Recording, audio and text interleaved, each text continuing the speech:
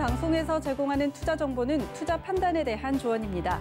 방송에서 제공하는 주식의 가치, 가격 상승 및 가격 하락에 대해서는 방송사에서 보장하지 않습니다.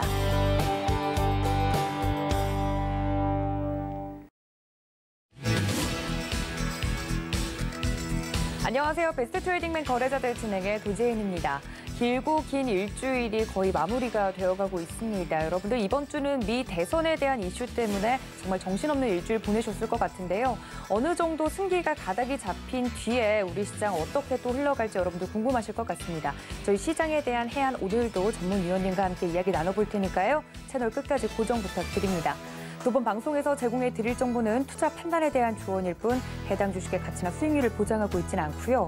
또 서울경제TV는 자본시장 통합법 준수하고 있습니다. 1:1 투자 상담과 유사 수신행위 등 모든 불법 사항을 엄중하게 금지하고 있다는 말씀까지 전해드리면서 그럼 금요일 베스트 트레이딩맨 거래자들 힘차게 출발합니다.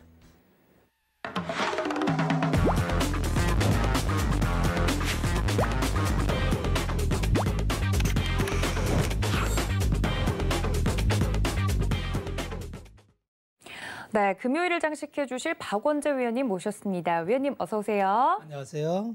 네, 어제는 전화 연결로 또 스튜디오에서 목소리로만 연결을 했었는데 네. 또 이렇게 역시나 실제로 뵈야 더 반갑네요. 아유, 위원님. 고맙습니다. 네, 저희 위원님 이번 주 일주일 내내 미 대선 이야기로 뜨거웠는데 맞아요. 일단 오늘 시장 같은 경우는 금요일장인데도 불구하고 좀 견조한 흐름을 보여준 것 같습니다. 오늘 시장 어떻게 보셨는지 제일 궁금한데요. 한 주일 동안 정말 거침없이 달려왔죠. 거침없이 달려오다가 숨 고르기를 오늘 살짝 한 거예요. 네. 왜 그랬을까요? 또 질문 타임인가요? 아니에요. 네. 이번 장은 철저하게 수급에 연동된 장이에요. 한번 수급을 한번 살펴볼게요. 지난달 말에 우리는 깜짝 놀랐어요. 어떤 일이 있었냐면 외국인이 갑자기 느닷없이 29일 날 5,400억 매도하더니 거래소입니다. 30일 날 9,800억 매도를 했어요. 기관도 덩달아서 4,700억, 4,400억 매도하면서 지난달 말에 상당히 그 시장을 험악한 분위기로 몰아넣어 갔죠. 그런데 갑자기 이번 주 들어서 특히 어제 1조 1,000억 외국인 매수가 들어왔죠. 오늘 7,950억 이렇게 매수가 들어옵니다. 도대체 왜 이런 일이 벌어질까요? 뭐가 달라졌길래 외국인과 기관은 이렇게 허겁지겁 포지션을 채우고 있을까요? 코스닥을 보면은 코스닥도 마찬가지로 지난달 말까지 아주 수급이 안 좋았어요. 특히 기관이 매물을 엄청 쏟아내면서 아주 시장을 공포 분위기로 몰아넣어 갔었는데 외국인 기관 공이 오늘 빼놓고 이번 주 들어서 굉장히 폭발적으로 들어오지요. 왜 이럴까요? 이런 걸 생각해 봐야 됩니다. 아마 개인적으로는 이제 양도세 문제가 제일 컸을 거고요. 그렇죠. 양도세를 3억으로 바뀌겠다 해서 이제 강한 입장을 표명했던 정부에서 입장을 바꾼 게 이제 이달 들어서 바꿨죠. 아마 10억 현행을 유지하겠다. 이게 어떤 의미를 갖게 하느냐면요. 10억은 작년에 이미 우리가 경험한 수치입니다. 그러니까 경험할 사람은 다 했어요. 대비가 돼 있다는 거죠. 네. 올해 대단히 많은 개인 자금이 들어왔겠습니다만 그들 중 대부분은 이제 거래소로 들어와 있고 그들도 이미 충분히 작년에 교육이 돼 있습니다. 그래서 우리가 연말 대비해서 양도세 회피 물량에 굉장히 많은 압박을 갖고 있었는데 그게 바뀐 거 하나. 두 번째는 환율 차트를 보면요. 아주 어마어마하게 환율이 떨어져 있는 걸 알 수 있어요. 이게 보이실지 모르겠지만 환율 차트가 주봉으로 보면은 3월 달에 이게 큰일 났다. 뭐 증권사들이 결제수를 못 구한다 할 때가 1,296원까지 갔던 환율이 어느덧 1,120원까지 떨어졌습니다. 중국에 연동된 위안화 연동된 원환율이 가장 가파르고요. 네. 그런데 통상 이렇게 자본 개정이 원화가 이렇게 강하게 진행되면은 외국 자본은 앉아서 계속 그 차익을 먹게 됩니다. 포지션에 대해서. 네. 그러면 지금이라도 이게 추세라면은 외국인은 들어오는 게 맞아요. 그런데 안 들어왔죠. 우리는 왜 안 들어오는지를 좀 살펴보고 언제 들어오나 추세적으로 이걸 봐야 되는데 네. 이번 주 들어서 들어오는 흐름이 좀 예사롭지 않습니다. 결국은 이들도 바스켓을 다 비워놨어요. 올해 내내 매도를 했기 때문에 아마 외국인이 올해 한 29조 매도하고 기관이 25조 이렇게 매도가 됐을 텐데 한마디로 바스켓이 텅 비어 있습니다. 이들의 바스켓은 다시 채워져야 될 거고요. 그 채워지는 과정이 올해 진행된다면 올해 말부터 이제부터 시작되는 시장 또 내년까지 이어지는 시장은 적어도 수급적으로 올해처럼 개인이 일방적으로 매수 독주하는 일은 없겠다. 이렇게 보시면 되고요. 세 번째 마지막으로 차트 한번 볼게요. 네. 주봉 차트를 보면은 9월 초까지는 아주 코스닥 모양이 좋게 나갔습니다. 그러다가 코스닥이 꺾였죠. 기관 폭탄 매물에 의해서. 그래서 눌려 있다가 이번 주 들어서 다 돌려놨어요. 그래서 이번 주에 5.57을 돌려놨는데 위치가 20수전을 살짝 넘은 위치고요. 코스피를 똑같이 보겠습니다. 코스피는 자, 이 차트를 본다는 건 우리가 위치를 보는 겁니다. 어간을 보니까 이제 거의 전고점에서 거의 다 와 있어요. 이 얘기인즉슨 아까 수급적으로 보니까 거래소 쪽으로 외국인 기관이 많이 들어갔죠. 네. 거래소 쪽으로 지금 힘이 더 실리는 시장이구나 이렇게 보시면 됩니다. 그래서 코스닥은 제약바이오, 그다음에 IT, 그다음에 뭐 수소, 풍력 이런 쪽이 이제 주도를 할 텐데 시가총액으로 보면 제약바이오와 IT입니다. 이런 쪽이고 거래소는 돌아가면서 순환을 하고 있죠. 그래서 보다 안정적으로 가는 건 거래소가 안정적으로 스텝을 밟고 있구나 이렇게 보시면 될 것 같고 차트 모양으로 봤을 때 이제 뭐 큰 위기가 또 올까 싶을 만큼 안정적입니다. 그래서 이제는 저점은 지난주 초에가 저점을 잡았다고 보면 될 것 같고요. 이제는 등락은 있겠습니다만 지난주 초의 저점을 깨는 일은 여간해서는 없을 것 같습니다. 잘 기획을 하셔서 연말 마무리 내년까지 한번 긴 호흡으로 바라보시면 좋겠다. 이렇게 말씀을 드리겠습니다. 네, 시장에 대해서 좀 전반적인 전략에 대해서 팁을 주셨습니다. 여러분들 이 점에 대해서 참고하시면서 연말까지 포트폴리오 잘 구성해 보시면 좋을 것 같은데요. 저희 위원님과 함께 좀 더 자세한 이야기 나누고 싶다 하시는 분들 노란톡 열어두고 있겠습니다. 서울경제 박원재 검색을 하시고 정확하게 노란 오픈 채팅방 들어오시면 되고요. 그리고 하단에 나가고 있는 이 QR코드를 카메라 어플로만 비추셔도 입장이 가능하다고 하니까 이쪽으로 지금 바로 들어와 보시면 좋을 것 같습니다. 그리고 위원님께서 제약바이오주에 대한 이야기를 해주셨습니다. 거래소를 뿐만 아니라 코스닥을 대부분 이제 장악하고 있는 큰 종목들은 제약바이오주인 경우가 많잖아요. 그 종목들을 좀 자세하게 뜯어볼 수 있는 시간을 내일 주말에 오후 1시에 온라인 강연을 통해서 이야기를 해주신다고 합니다. 서울경제TV 더하기 채널에서 진행이 될 예정이라고 하니까 이 제약바이오주에 대해서 아직도 난 잘 모르겠다 하시는 분들은 들어오셔서 좀 이야기를 들어보시면 좋을 것 같아요. 저도 좀 제약바이오주라고 하면 사실 이제 경제방송 앵커기 때문에 이 종목들에 대해서 많이 듣긴 하는데 잘 안다고 말하기는 좀 애매한 것 같아요. 내일 좀 강연에 앞서서 조금만 스포를 해주신다면요, 위원님. 우리가 어떤 산업을 볼 때는 큰 흐름을 이해하는 게 굉장히 도움이 됩니다. 제약바이오 산업이 전 세계 글로벌리로 산업 전체에서 차지하는 위상과 국내에서는 어떤 위상이 있는지 그리고 그동안에 제약바이오 산업이 어떠한 길을 걸어왔는지를 역사적으로 좀 돌아보고 그런 그 국면마다 특징이 나옵니다. 그 특징과 더불어서 지금 진행되고 있는 특징은 어떤 건지 정도 짚어두고 지금 주목해 봐야 될 섹터, 종목 정도 짚어줄 예정입니다. 알겠습니다. 제약바이오주에 대해서 좀 고민이 있으셨던 분들은 이 점에 대해서 좀 참고를 해주시면서요. 오후 1시, 내일 오후 1시입니다. 기억해 두셨다가 이야기를 해보시면 좋을 것 같습니다. 자, 저희 오늘 시장 이렇게 나눠봤으면요. 오늘 시장을 이제 장식했던 투데이 이슈도 만나봐야겠죠. 투데이 이슈 화면으로 함께 만나보시죠. 네, 오늘도 두 개의 이슈를 꼽아봤습니다. 먼저 물거품이 된 미국의 블루웨이브 증시앤희소식이라는 소식을 저희가 준비를 했고요. 두 번째는 배터리 랠리 다시 상승 시동을 거는가 숨은 알짜 소부장을 찾아라라는 주제로 이야기를 나눠보도록 하겠습니다. 네, 첫 번째 이슈는 역시나 미 대선에 대한 이야기입니다. 미국 대통령 선거에서 조 바이든 민주당 후보가 이제 당선이 유력해졌잖아요. 그렇죠. 그래서 한미 증시가 앞으로 어떤 흐름을 보일 것인지 개인 투자자분들 그게 제일 궁금하실 것 같아요. 일단 오늘 꼽아온 이슈에는 물거품이 된 미국의 블루웨이브 이런 소식이 또 나오고 있는데 이 부분에 대해서는 위원님께서 어떻게 생각하시는지 궁금합니다. 아마 투자자분들이 이제 극단적으로 우려하고 기대했던 부분이 있어요. 네. 블루웨이브라고 하는 거는 대통령이 민주당, 네. 상원도 민주당, 하원도 민주당. 그래서 이제 붉은 물결로 정치권을 뒤덮으면은 의사결정도 빠르고 부양책을 통 크게 쏜다 했으니까 통 큰 부양책을 통해서 경기 진작을 할 것이라는 기대감이 있었던 것 같아요. 그러니까 한쪽이 모든 이제 의석수를 다 그렇죠. 차지해서 일사천리로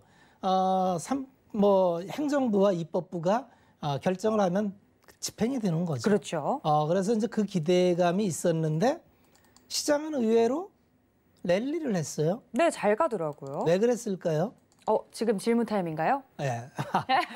저 맞출 수 있을 것 같습니다. 왜 그랬을까요? 한쪽 색깔이 정해지지 않더라도 네. 이 미 대선이라는 불확실성이 거쳐서 그런 게 아닐까. 반 맞췄고 또 반. 아쉽네요. 네. 저는 2분의 반. 1에 만족하겠습니다. 네, 또 반은 뭐냐 하면은 사실은 바이든 후보가 기업에 우호적이지 않아요. 증세를 한다 그랬고요. 네. 증세 약속이 있었어요. 트럼프 대통령이 33%의 법인세를 22%까지 낮춰놨죠. 이걸 다시 28%까지 기업 증세를 하겠다. 이런 얘기를 했습니다. 네. 그러면 기업은 증세라는 건 비용이니까 기업적인 측면에서 보면은 도움이 안 되겠죠.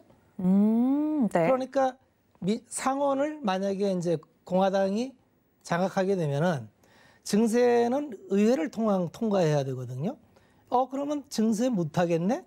호재네? 이렇게 반영되는 거죠. 그래서 첫째는 그럼 거꾸로 아까 통큰 부양책을 할 것이라는 것도 마찬가지로 의회에서 막힐 확률이 있겠죠. 그렇죠. 반반인 거죠. 그래서 정책적인 효과는 반반이 됩니다. 그런데 두 번째는 아까 말씀하신 대로 불확실성 해소라는 측면에서 이제 랠리를 했던 거예요.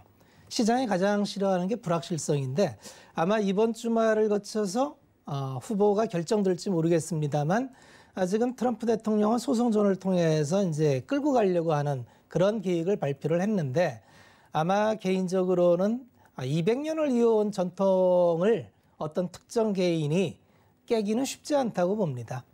그동안에는 순수히 이제 승복을 하는 문화를 갖고 있어서 아마 오늘 밤이나 이번 주말에 미뤄진 4개 주에 아마 확정자가 대체적으로 나올 거예요. 네. 그러면 270석 확보가 될 거고 그러면 아마 패자의 입장에서 승복하는 게 지금까지 문화였는데 법원에 이의를 제기해도 아마 기각될 확률이 많을 겁니다. 트럼프 후보가 그렇게 해도요. 그렇죠. 네. 그래서 그렇게 무모한 일을 할 건지 그게 좀 의문이 들고요.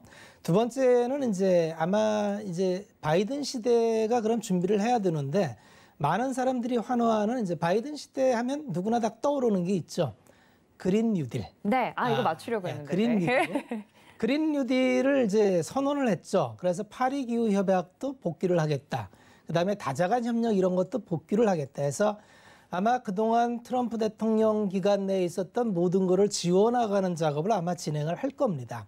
그래서 글로벌 리더십이 사실은 많이 훼손이 됐어요. 그래서 뭘 할라래도 예전에는 뭘 할라래면은 OECD 선진국 회의에서 정상들이 모여가지고 합의하에 뭘 했는데 지금은 미국 일방이니까 다 이제 탈퇴를 하고 미국 독주를 했던 시절이었죠. 그래서 이후에 나토도 다 무너지고 경제 협력도 다 무너지고 그랬는데 아마 이제 바이든 시대에는 그렇게 나갈 거고요. 그러면 그 중에 가장 이해관계가 맞는 게 이제 그린 뉴딜 탄소 제로인데 탄소 제로는 유럽에서 치고 나갔고 미국이 만약에 맞장구를 쳐준다면 현 정부 국내에서도 이게 가장 강하게 미는 정책입니다. 그래서 한 줄로 딱 남긴다면 그린 뉴딜이 남네요.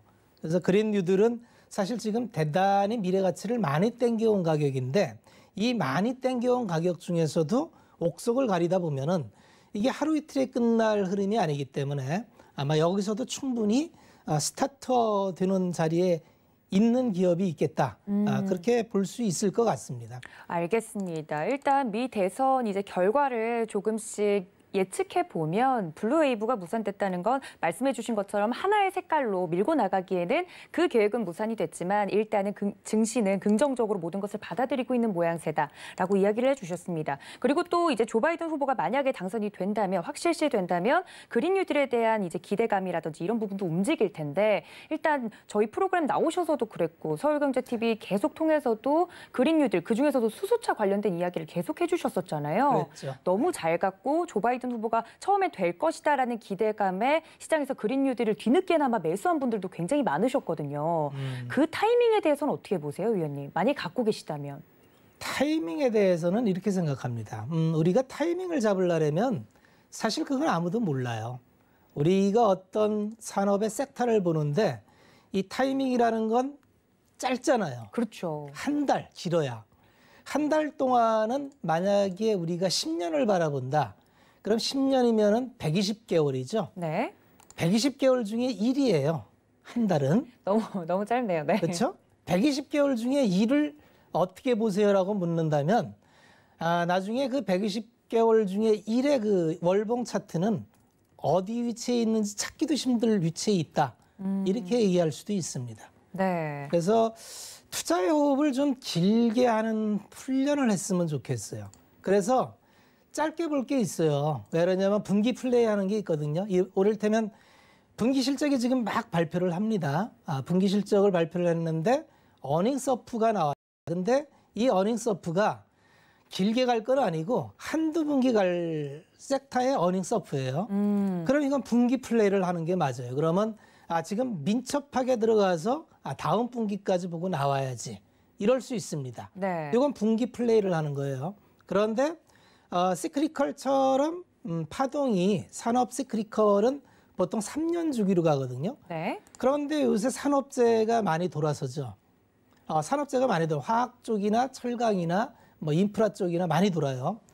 이런 쪽은 과거 예를 보면 3년 시크리컬 파동을 갑니다. 그러면 주기가 틀린 거죠.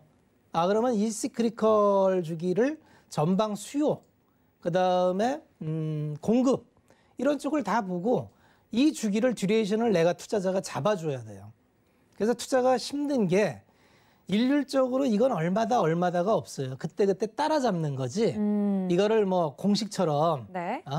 뭐 인수분해 공식처럼 이렇게 할 수 있는 게 아니에요. 그렇죠. 답이 딱 나오는 게 아니에요. 답이 나와 있는 게 아니에요. 그래서 자꾸 특히 이공계 쪽에서 오신 분들이 자꾸 이렇게 수식화하려고 해요. 근데 수식화하는 게 아닙니다. 주식은 살아있는 유기체예요. 매일 바뀝니다. 우리는 그 흐름을 조금의 흐름, 그 호흡에 맞는 호흡을 따라가면서 그만큼만 취하고 또 떠나면 됩니다. 그래서 그 산업별로 시크리컬 호흡도 맞춰야 되고 분기 플레이를 한다면 분기 플레이도 맞춰야 되고 이렇게 10년 단위로 흐르는 이거를 이제 트렌드라 그러는데 네. 트렌드가 바뀌는 100년의 트렌드잖아요, 이게. 그렇죠.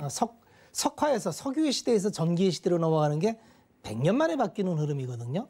100년 만에 바뀌는 흐름을 일주일 단위, 월 단위로 평가를 하려면요. 이건 잣대가 잘못된 거예요.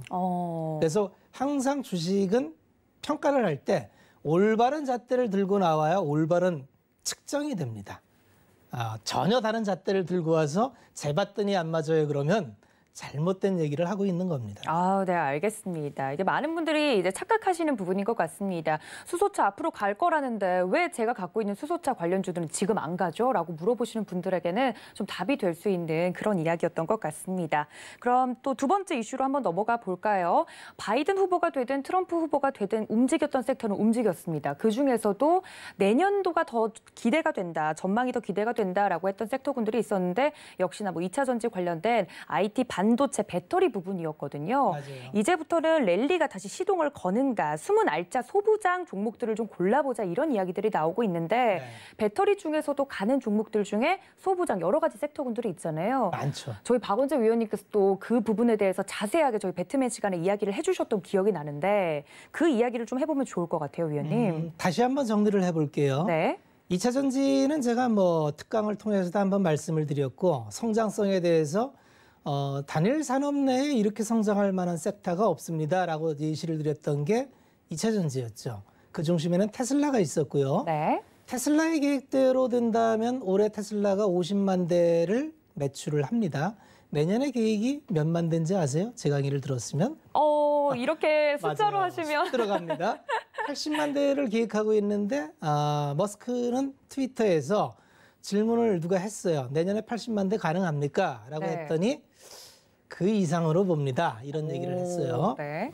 자, 이게 숫자로 하면 잘 안 와닿을 텐데 이건 곧 배터리 얘기입니다. 전기차의 내구재를 다 뜯어서 분해를 해보면 40%가 배터리입니다. 자, 그럼 배터리는 테슬라만 해도 40%를 늘려야 돼요. 이런 속도가 내년뿐만 아니라 2030년까지 계속 늘어난다는 얘기입니다. 결론적으로 지금 자동차 연간 수요 대수가 한 8,500만 대 됩니다.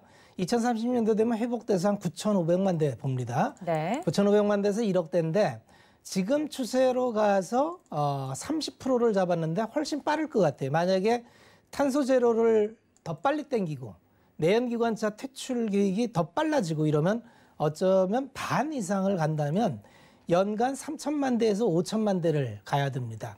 올해 230만 대예요. 갈 길이 멀어도 너무 먼 거리에 있고요.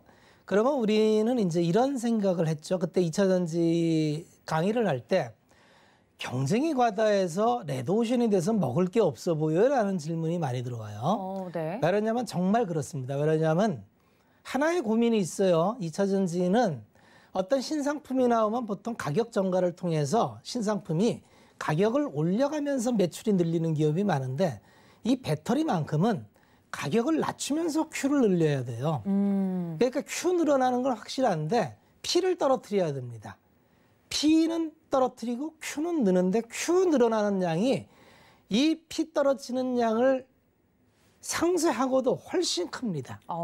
그래서 전체적인 매출 볼륨은 엄청 커질 텐데 문제는 이익 관리를 할 수 있느냐예요. 그렇죠. 그런데 올해 셀 업체들이 다 턴어라운드를 합니다. LG화학이 턴어라운드를 했죠. 네. 자, 차트 모양을 한번 보세요.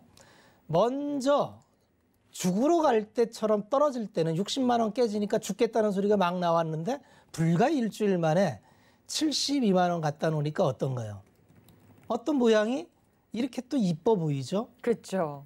사람 마음은 주가 따라가면은요 떨어지면 내일 끝날 것 같아요. 근데 올라가면 또 내일 천상이 있는 것 같습니다. 맞아요. 도대체 이 LG화학이 그래서 항상 우리는 시가총액을 봐야 돼요. 시가총액이 50조인데 이 화학 부분하고 이제 케미칼 부분하고 이제 2차 전지 부분인데 케미칼 부분을 한 15조 봅니다. 15조, 17조 뚝 되면은 2차 전지 부분이 지금 한 30몇 조예요. 무지 쌉니다. 네. CATL이 지금 한 80조 정도 됩니다. 중국에 있는 2차 전지 셀 업체죠. 셀 업체의 지금 1위는 LG화학이죠.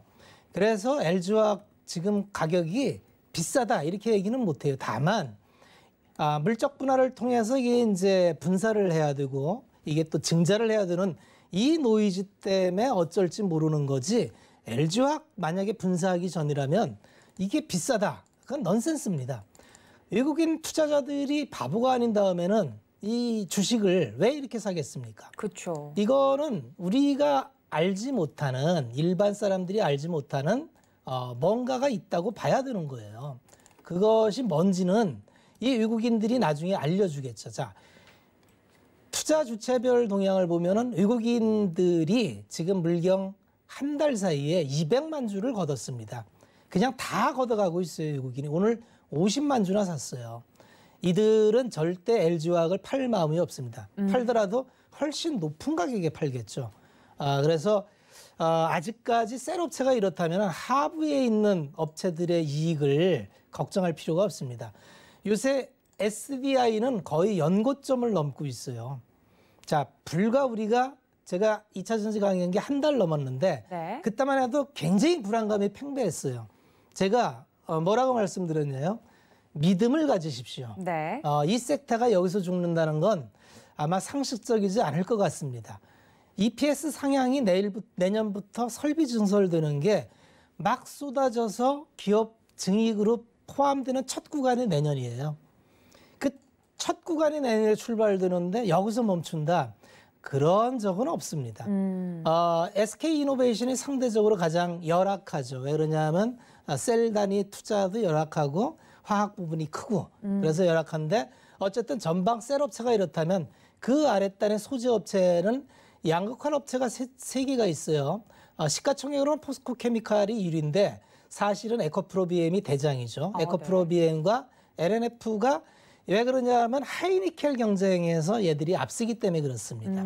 지금 2차 전지는 단가를 낮추기 위해서는 계속 양극과 음극의 효율을 높여야 돼요. 그래야만 작은 양으로 멀리 갑니다. 일회 충전을 오래 하고요. 작은 양으로 멀리 가야만 배터리 단가를 낮출 수 있어요. 이거는 지상 과제입니다. 그걸 가장 앞선 게 LNF와 에코프로비엠이고 포스코 케미칼은 조금 떨어져 있어서 요새 상대적으로 탄력이 약하다. 이렇게 보시면 되는데 양극재 업체가 3개가 있는데 전체적으로 다 어우러져 간다. 이렇게 보시면 되겠고 음극재 하는 거는 국내에는 포스코 케미칼 하나밖에 없습니다. 그러니까 포스코 케미칼은 양극재와 음극재를 같이 하는구나. 이렇게 보시면 됩니다. 그다음에 첨가제 시장이 굉장히 커요. 첨가제 시장이라고 하는 거는 양극재든지 음극재든지 이게 이제 단독적으로는 효율의 한계가 있어요. 그래서 이걸 효율을 높여주기 위해서 음극재는 탄소를 썼었는데 그 탄소에다가 실리콘 화합물을 첨부했더니 저장 공간이 늘어납니다. 그렇게 해서 만드는 첨가제를 하는 게 대주전자재료라는 게 있고요. 나노신소재라는 기업이 있는데 이것도 이제 내년부터 본격적으로 성장이 진행될 예정이고요. 그다음에 첨보라는 기업은 증설 물량으로 첨가제 중에서 가장 앞서가 있는 기업입니다. 이제 전액 첨가제를 쓰는데 이걸 안 쓰면 안 되는 게 이 효율 마찬가지로 지금 2차 전지의 제일 큰 문제는 효율을 높여야 돼요. 그래서 같은 용량에 효율이 높다면 단가를 불문하고 써야 됩니다. 근데 이 첨보가 그 첨가제를 넣는 게 보통 리튬이라는데 리튬만 쓰면은 효율이 떨어져서 리튬 첨가제를 쓰는데 거의 증설 물량을 몇 배에 걸쳐서 증설을 합니다. 그러다 보니까 지금은 증설한 순서대로 수혜를 받습니다. 그런 과정이 있구나. 이렇게 보시면 될 것 같고요. 네. 그다음에 이제 동박이 있어요. 양극재를 코팅해서 뚫뚫 말아야 되는 동박이 있는데 이게 굉장히 기술을 많이 요합니다. 글로벌리로 몇 개 없고요. 그런 걸 하는 게 일진 머티리얼즈와 SKC는 이제 SKC 그룹의 수직 계열을 해서 다 하고 있어요. 그래서 SKC가 이제 KCFC라고 동박업체를 인수를 했죠. 그다음에 두산에서 매각돼 있는 두산솔루스. 네. 3개 업체가 동박을 하고요. 그다음에 이제 양박도 있습니다. 알루미늄 박이라는데 알루미늄 박은 사실은 좀 부가가치는 많이 떨어져요. 그리고 대기업이 하지 않습니다. 여기엔 나와 있지 않지만 아마 하고 있는 게 사마알루미늄이라고 요새 대선 테마주로 좀 많이 움직이는 것 같아요. 하지만 사마알루미늄도 이 2차 전지 섹터에 알루미늄 파트에 들어가서 좀 움직이고 있고요. 그다음에 동일 알루미늄이 있는데 이거는 비상장입니다. 그래서 DI 동일이라는 기업이 자회사로 갖고 있고요. 그다음에 롯데 알루미늄이 있는데 이것도 비상장이에요. 그래서 알루미늄은 그냥 참고만 하십시오. 뭐 굳이 거기까지 손을 대서 투자할 매력은 딱히 보이지 않는 섹터다. 그다음에 이제 공정이 있어요. 네. 이제 공정이 뭐냐면 2차 전지를 만드는 공정을 보면 양극재와 음극재를 이제 중간에 분리막을 놓고 이제 결국은 똘똘 마는 거예요. 빙글빙글 돌돌 마는 건데 네. 이걸 마는 방법에 따라서 원통형을 테슬라가 쓰는 원통형을 만들기도 하고요.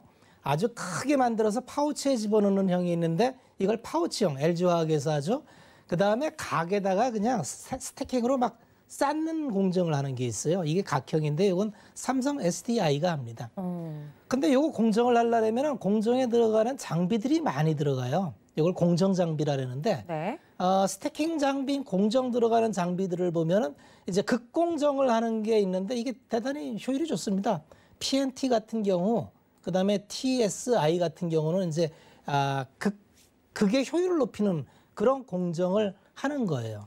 그다음에 뭐 코인테크나 뭐 DNT, 뭐 M+, 뭐 이런 DA테크, NS 이런 것들이 뭐냐면 그 공정을 막 켜켜이 쌓다 보면 이제 그 잘라야 돼요. 네. 이제 뭐 이 스태킹을 하려면 잘라서 넣어야 되고 뭐 이런 거를 하거든요. 네. 그런 걸 하는 공정이다 이렇게 보면 되는데 의외로 이 산업이 커지니까 이 시가총액이 한 1,000억 대 있는 이런 기업들이 의외로 수혜를 받을 확률이 많습니다. 그러니까 어쩌면 이 안에 정말 진주가 있을 확률이 있어요. 그 중에서 가장 많이 튀어나간 게 지금은 PNT였죠. 극공정하는 거.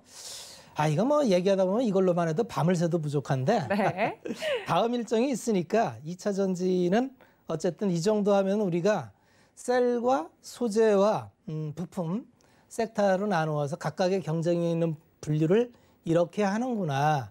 그 안에는 이런 기업들이 있구나. 그러면 나는 이제 이런 것들은 우리 시청자분들이 하나하나 이제 귀에 들어오는 종목이 있으면은 사업 보고서도 좀 보시고 네. 하는 일도 보시고 어디랑 거래하는지도 보셔서 또 재무제표를 봤더니 뭐 성장률이 어떠한지 좀 평가를 하셔서 이게 하나씩 좀 자기 걸로 만들어 가면은 앞으로 이쪽에 기회가 아직도 많이 남아 있다.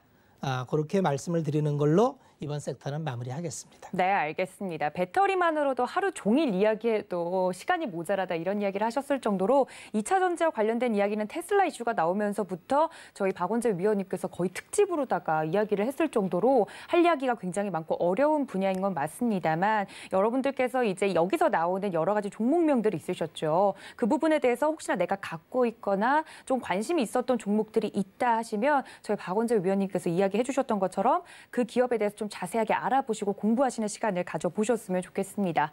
자, 이렇게 투데이 이슈 여기서 마무리 짓고요. 저희는 마켓 트렌드로 다시 돌아올게요. 잠시만요.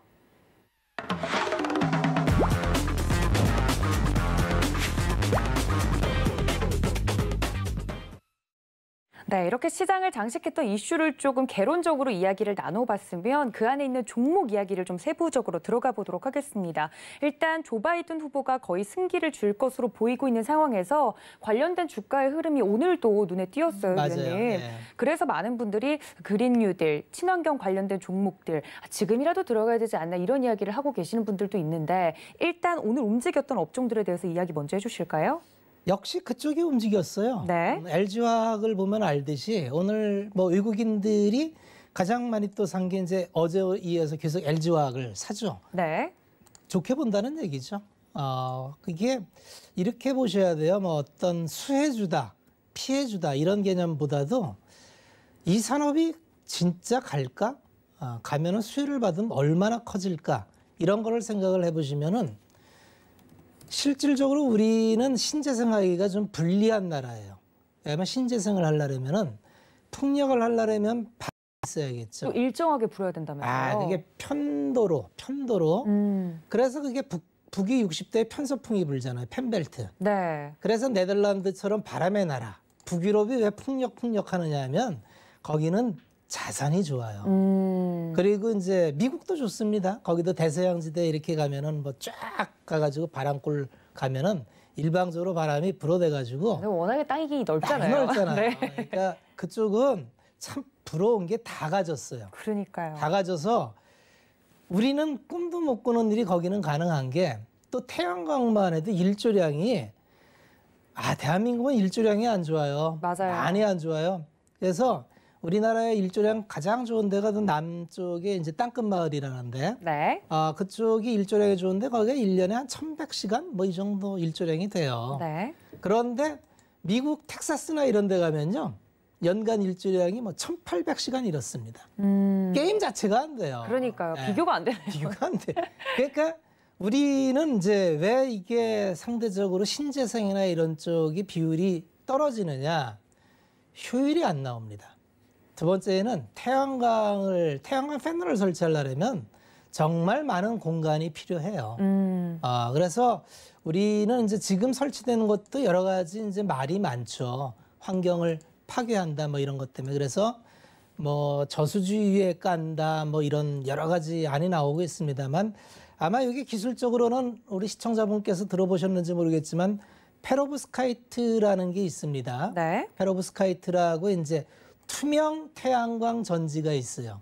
3차 전지인데 그게 태양광 전지가 폴리실리콘을 웨이퍼로 만들어서 모듈로 딴 지금의 형태는 네. 중국 기업이 다 밸류체인을 갖고 있어요. 그래서 사실은 이걸 건너뛰고 페로브스카이트라는 이제 그 연료 감음용 전지라는 게 있는데 그쪽으로 넘어간다면 아마 우리도 건물에 그냥 붙이면 되니까 네. 아마 이제 이게 한 5년, 3년, 5년이면 이게 나온다면 정말 세상이 또 바뀔 것 같은데 그러니까 우리가 기술을 자꾸 추적해 봐야 되는 게 없던 기술이 자꾸 나오면서 세상이 바뀝니다. 그렇죠. 근데 이미 지금 나와 있는 태양광 모듈만 해도 미국이나 이쪽은 석탄 화력 발전소보다 단가가 낮아요. 그러니까 이미 미국은 하지 말라래도 태양광을 합니다. 그렇게 일주일에 싸요. 네, 싸고. 그게 네. 쌉니다. 그래서 거기 민간이 이제 발전을 하는 민간 영역이기 때문에 이렇게 이미 그리드 페러티라 그러죠. 전통 화석 발전보다 단가가 떨어졌는데 바이든 후보가 들어와서 더 빨리 채찍을 해주는 거죠. 이럴 때면 세액 감면을 해주는 거예요. 지금부터 뭐 태양광 패널 설치된 거에 대해서 10년 동안 세액 감세. 이러면 안 할 이유가 없잖아요. 그렇죠. 그래서 더 빨라진다는 거죠. 그래서 국내에 이제 미국 가서 사업하는 회사가 몇 개 있어요. 국내 기업 중에서요? 그렇죠. 하나솔루션 같은 하나큐셀이 네네. 미국에 지금 태양광 패널 1위 업체예요. 그러니까 최근에 하나솔루션이 그렇게 올라가죠. 보시면은 하나솔루션 같은 경우 지금 주가를 보세요. 얼마나 올랐나. 올해 15,000원에서 지금 5만 원이에요. 3배 올랐어요. 그럼 이걸 끝났느냐? 제가 볼 때 이제 그게 투자자가 해야 될 일이에요. 앞으로 올해 대박 친 거 맞는데 미국 시장이나 전 세계가 태양광 패널을 5억 개를 설치한다 그러잖아요. 네. 그럼 끝난 게 아니죠. 그렇죠. 앞으로 더 설치할 거라고 하니까. 그래서 그런 걸 면밀히 고민을 해보시면은 또 뭐 현대에너지 솔루션 같은 경우도 미국의 사업권을 갖고 하고 있거든요. 그래서 투자자는 항상 예민하게 우리나라뿐만 아니라 미국의 정책이 어떻게 바뀌는지 지도자가 바뀜에 따라서 어떤 정책이 바뀌면 수혜가 받는지 그 수혜를 우리 기업이 어떤 게 받고 이럴지를 항상 면밀하게 이렇게 스크린을 해야 된다.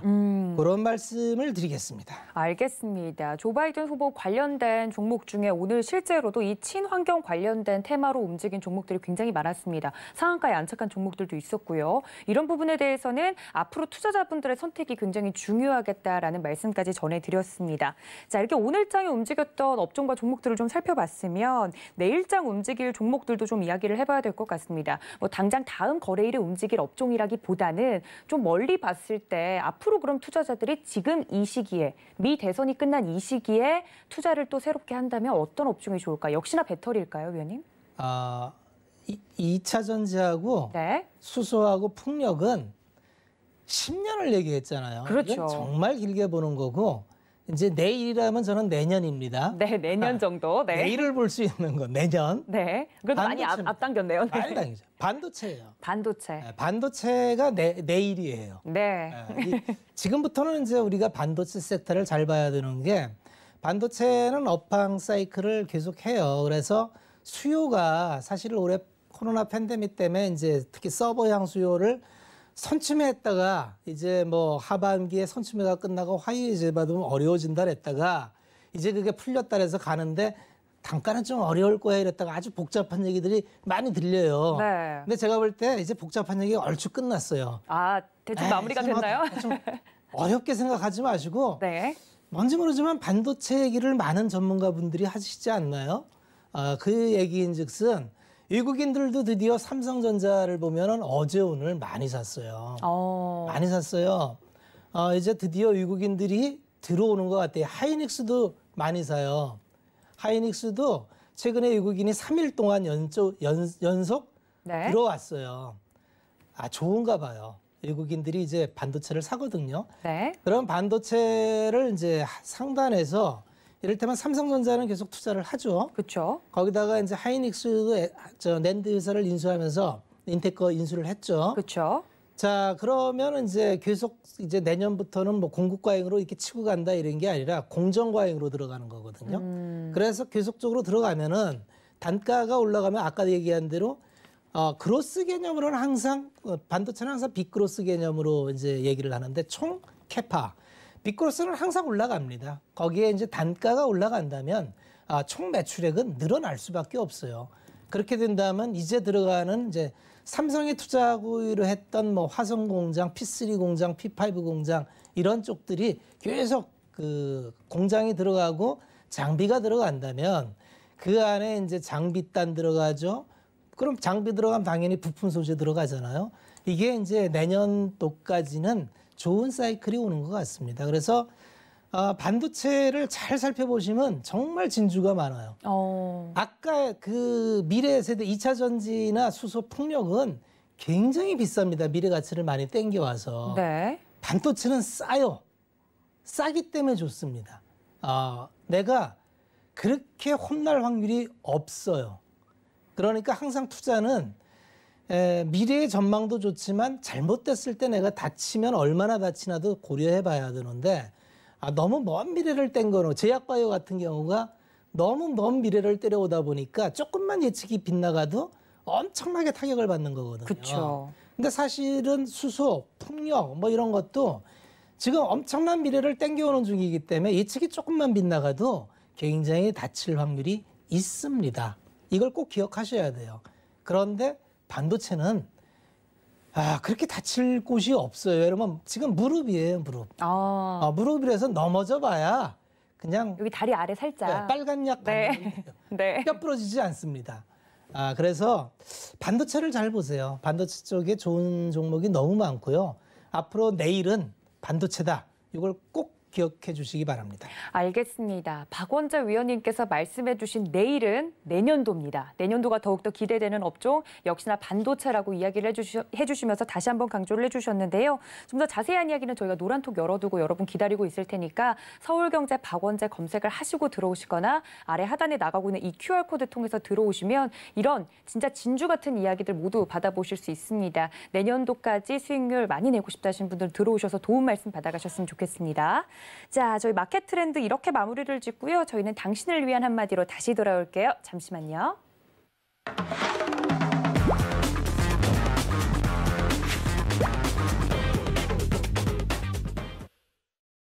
네, 이제 연말이 다가오면서 많은 분들이 투자에 좀 권태를 느끼시는 분들도 있고 뭐 처음 시작하시는 분들이 올 초에 굉장히 많았잖아요. 주식을 맞아요. 새롭게 시작하시는 분들. 네. 그런 분들이 이게 주식 경험이 많지 않다 보니까 시간이 흐를수록 좀 힘에 부처하시는 것 같더라고요. 힘들죠. 힘든 장을 만나서 그래요. 그러니까요. 지금 8월부터 지금까지는 편한 시장이 아니었거든요. 근데 또 막 주식을 해본 경험도 많이 없는데 맞아요. 힘든 시장을 겪으니까 그런 여러분들을 위해서 당신을 위한 한마디라고 저희가 코너를 준비를 했는데 저희 박원재 위원님께서는 우리 주식 투자자분들에게 어떤 이야기 해주실지 궁금합니다. 제가 오늘 시청자분들을 위해서 드릴 수 있는 말씀은 똑같은 얘기를 아마 드릴 것 같습니다. 우리가 어떤 목적을 가지면 그 목적을 향해서 여러 가지 수단을 찾습니다. 우리는 주식 투자라는 어떤 커다란 비즈니스, 사업, 이걸 수행하기 위해서 주식시장에 들어왔어요. 주식시장은 굉장히 다양한 얼굴을 갖고 우리 투자자분들을 맞이합니다. 어떤 분한테는 약간 경마장 느낌? 이렇게도 비춰질 네. 거고요.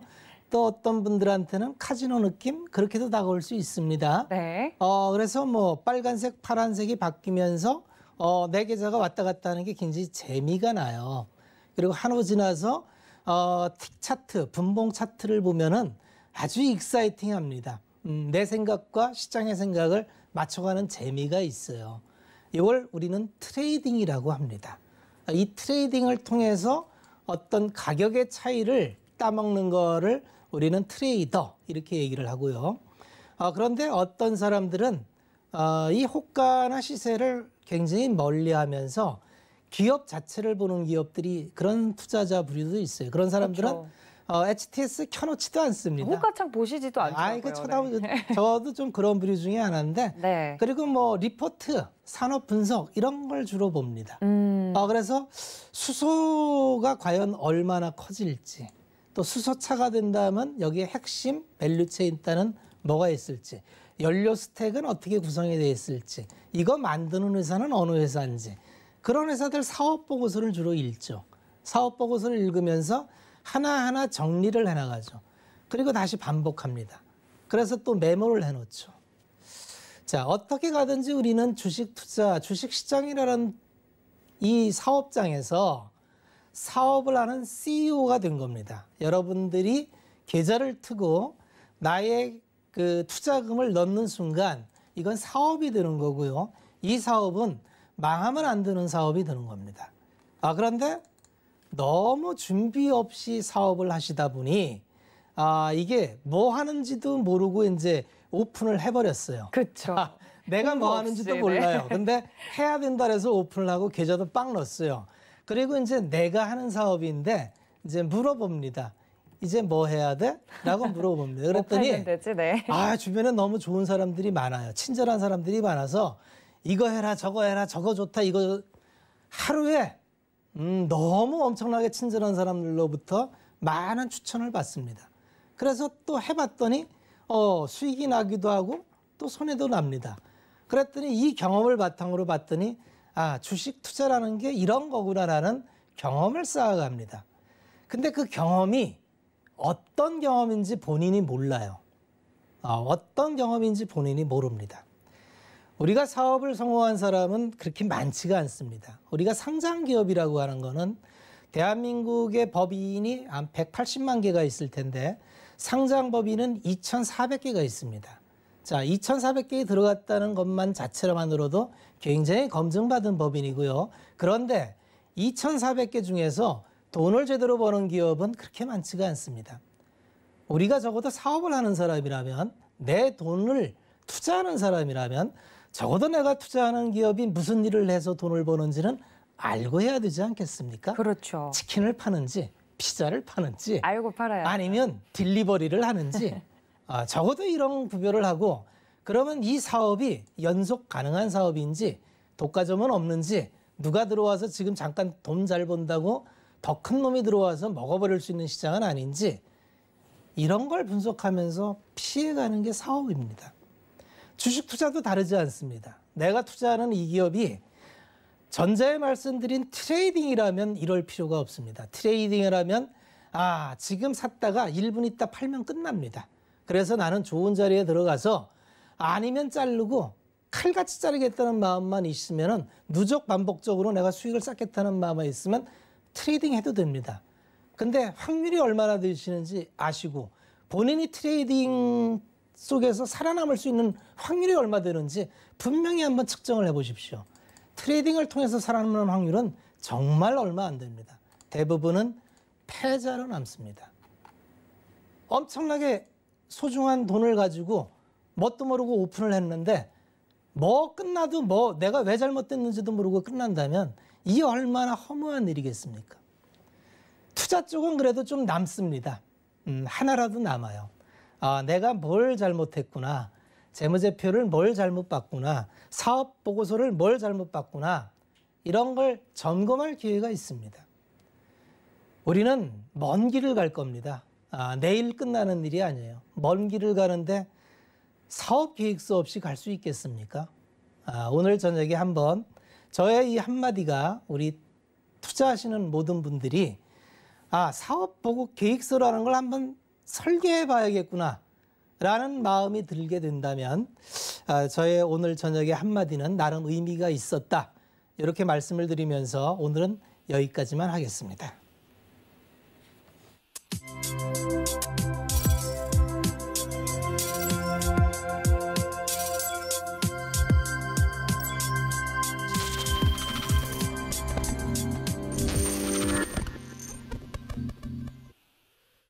네. 네, 정말 주식 하나를 하더라도 나는 CEO의 마음으로 주식 투자를 하고 있었는지 여러분들에게 좀 반성과 또 돌아볼 수 있는 그런 시간이 되셨기를 바랍니다. 오늘 1시간 동안 이렇게 이야기해 주신 저희 위원님 보내드리면서요. 인사 말씀 나누겠습니다. 위원님 고맙습니다. 네, 저희 위원님과 함께 이야기를 나눠봤는데요. 내일 오후 1시에도 온라인 강연을 준비하고 계시다고 하니까 제약 바이오주에 대해서 궁금하다 하시는 분들은 내일 서울경제TV 더하기 채널 잊지 마시고 오후 1시에 함께 해보시면 좋을 것 같습니다. 또 본 방송에서 제공해 드린 정보는 투자 판단에 대한 조언일 뿐 해당 주식의 가치나 수익률을 보장하고 있지는 않고요. 또 서울경제TV는 자본시장 통합법 준수하고 있습니다. 1:1 투자 상담과 유사 수신행위 등 모든 불법 사항을 엄중하게 금지하고 있다는 말씀까지 전해드리면서요. 다음 주는 더 여러분들이 베스트 트레이딩맨 말 그대로 베스트 트레이더가 될 수 있도록 옆에서 열심히 응원을 해보도록 하겠습니다. 저희가 준비한 소식 여기까지고요. 편안한 밤 보내시길 바랍니다. 시청해주신 여러분 고맙습니다.